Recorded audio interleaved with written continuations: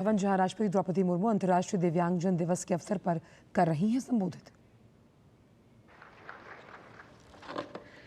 इन पुरस्कारों को बहुत व्यापक सामाजिक महत्व है। आज के पुरस्कार विजेता समाज के सामने रोल मॉडल के रूप में प्रतिष्ठित हो रहे हैं।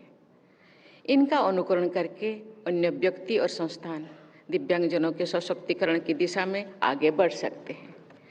वास्तव में दिव्यांगजन के अदम्य उत्साह को देखकर हम सभी को प्रेरणा मिलती है। आज के पुरस्कार विजेता दिव्यांगजन की उपलब्धियां के बारे में जानकर सभी का मनोबल बढ़ा होगा।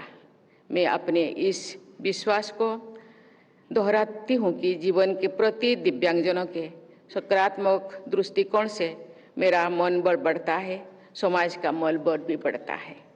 आज जैसे पुरस्कार विजेता दिव्यांगजन प्रेरणा का लक्ष्य नहीं, प्रेरणा का स्रोत है। दिव्यांगजन में निहित नेतृत्व की क्षमता के आधार पर ही इस वर्ष के अंतर्राष्ट्रीय दिव्यांगजन दिवस के विषय को चुना गया है। इस वर्ष का विषय है एम्प्लीफाइंग the leadership of persons with disabilities for an inclusive and sustainable future. इस विषय के अनुरूप आज के पुरस्कार समारोह में दिव्यांगजन में नेतृत्व की क्षमता को बढ़ावा मिलेगा। दिव्यांगजन में उद्यमिता यानी एंटरप्रेन्योरशिप को बढ़ावा देने, उनका कौशल विकास करने, उन्हें रोजगार दिलाने, उनके उत्पादों की खरीद को प्रेफरेंस देने की व्यवस्था करने तथा मार्केटिंग की सुविधाएं प्रदान करने से उनमें नेतृत्व की क्षमता बढ़ेगी। इस पुरस्कार समारोह का आयोजन करने के लिए मैं दिव्यांगजन सशक्तिकरण विभाग की पूरी टीम की सराहना करती हूँ।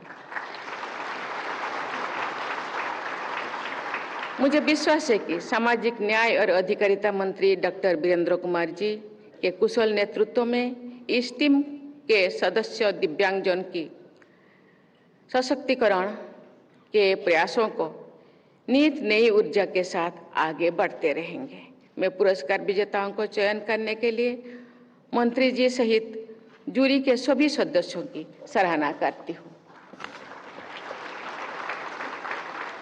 थोड़ा सा प्रोत्साहन मिलने पर दिव्यांगजन अपनी प्रतिभा और क्षमता के बल पर बड़ी बड़ी उपलब्धियां हासिल करते हैं।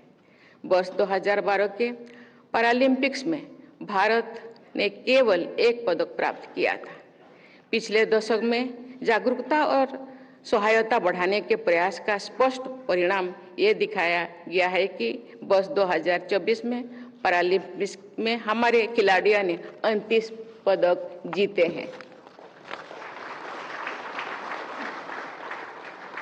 देवियों और स्वजनों, प्रतिवर्ष अंतर्राष्ट्रीय दिव्यांगजन दिवस का आयोजन कराना मानव समुदाय में संवेदनशीलता का प्रमाण है। विश्व समुदाय में अपनी दिव्यांग साथियों के सशक्तिकरण की भावना का होना बहुत अच्छी बात है।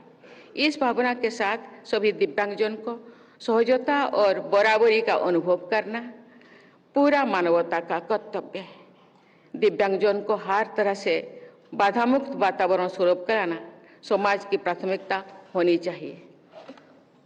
वास्तव में उसी सुविधा को प्रभावी कहा जा सकता है जिसका उपयोग दिव्यांगजन सुगमता से कर सके। सही मायने में उसी समाज को संवेदनशील कहा जा सकता है जिसमें दिव्यांगजन को समान सुविधाएं तथा अवसर प्राप्त होते हैं। ईज ऑफ लिविंग के पैमानों पर प्रगति का तभी सार्थक माना जाएगा जब दिव्यांगजन की ईज ऑफ लिविंग भी बढ़ेगी। इसी सोच के साथ सुगम्य भारत के निर्माण का राष्ट्रीय लक्ष्य तय किया गया है। मुझे ये जानकर प्रसन्नता हो रही है कि सुगम्य भारत अभियान के लिए अनेक मंत्रालय और विभाग मिलकर whole of the government approach के साथ काम कर रहे हैं। मैं चाहूंगी कि दिव्यांगजन के हित में विशेषकर उनके सामाजिक और आर्थिक सशक्तिकरण के क्षेत्र में सभी संबंधी मंत्रालय एकजुट होकर काम करें।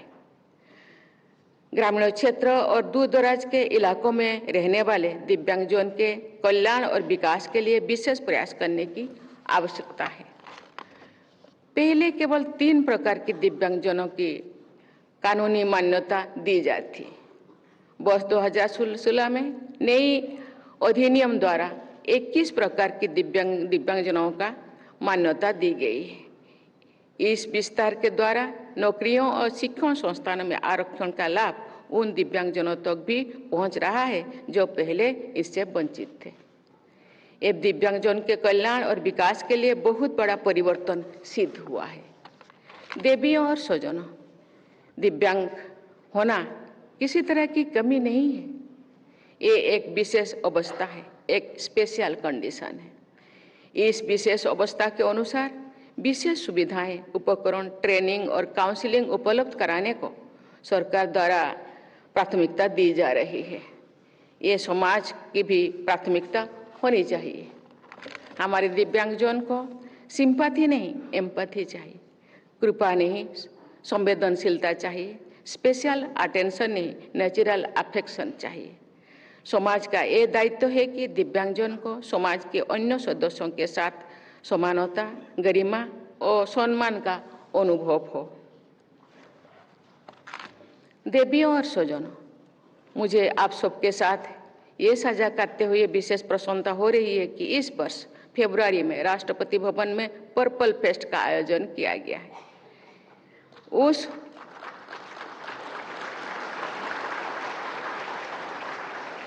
उत्सव में बहुत बड़ी संख्या में लोग आए। मुझे दिव्यांगजनों से भेंट करके और संवाद करने का अवसर मिला।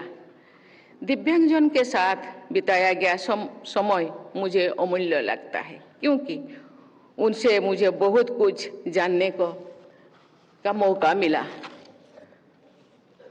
मुझे आप सबको ये बताते हुए भी हर्ष का अनुभव हो रहा है कि राष्ट्रपति भवन के वेबसाइट को दिव्यांगजन के लिए सुगम्य बताया गया है। इस देश की ऐसी पहली वेबसाइट है जो GIG W3 के मानकों के अनुरूप है। इस वेबसाइट को दृष्टिबाधित दिव्यांगजन भी एक्सेस कर सकते हैं। इस प्रकार ये समावेशी वेबसाइट का एक उदाहरण है। इसी वर्ष राष्ट्रपति भवन में एक कैफेटेरिया की शुरुआत की गई है। उस कैफेटेरिया को दिव्यांगजन चलाते हैं। वे बड़े उत्साह के साथ अपना काम करते हैं। इस कैफेटेरिया में जाने वाले लोगों को भी अच्छा अनुभव होता है।